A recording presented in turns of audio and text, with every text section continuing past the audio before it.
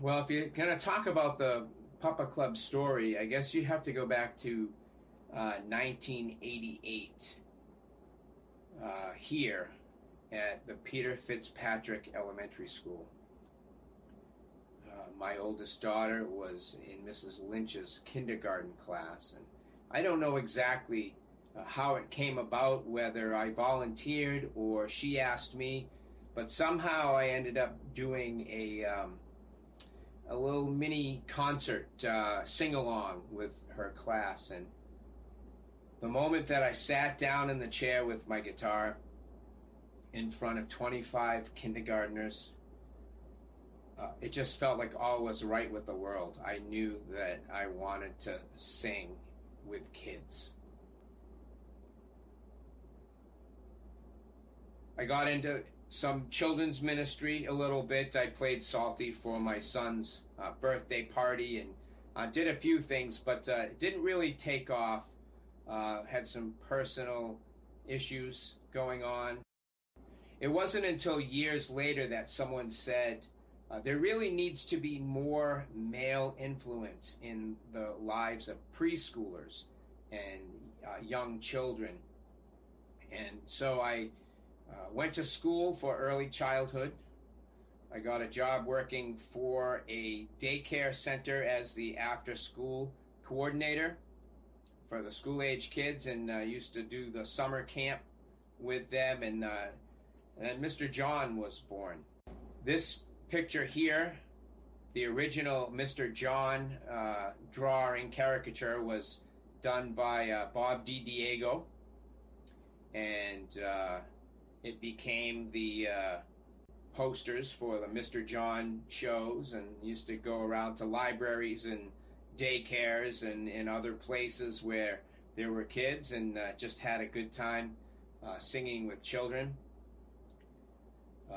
This picture eventually morphed into the Papa logo. Everyone ages, and so we lose a mustache and long hair and add a little gray and some glasses, and you have Papa. The idea of Papa, well, my wife and I have 6 children, and we have 27 grandchildren. And so my wife also runs Peppo Christian Daycare, and many times my grandchildren would be there, and when I would stop in, they would call me Papa, and some of the other kids started to call me Papa as well. And I became sort of the universal Papa, even for some kids that didn't have a Papa in their life. And I was glad to do that. I mean, I love those kids at the daycare just like my own grandkids, and so that's how I became Papa. During the recent COVID-19 pandemic, I had started to think of how I could minister to my family. My kids are spread around a little bit, and they're all at different levels in their walk with the Lord, and I thought maybe I would do some online devotions or something. And I'd also found this book, Stories for the Children's Hour, and I began reading a story a day. They have questions at the end to get the kids to think and talk with their parents, and they're short, and I was doing that every day, and it became a lot. I wanted to do something more. I wanted to include singing and some Bible stories and puppets, and so Papa Club was born. The purpose behind Papa Club is to share the gospel of Jesus Christ. That's the number one.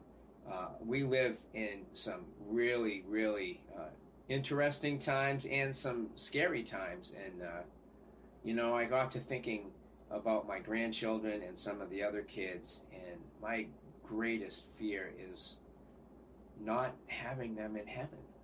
And some of them are young, and so I make sure that I include the gospel in how to be saved in every Papa Club. And so that's the reason why I do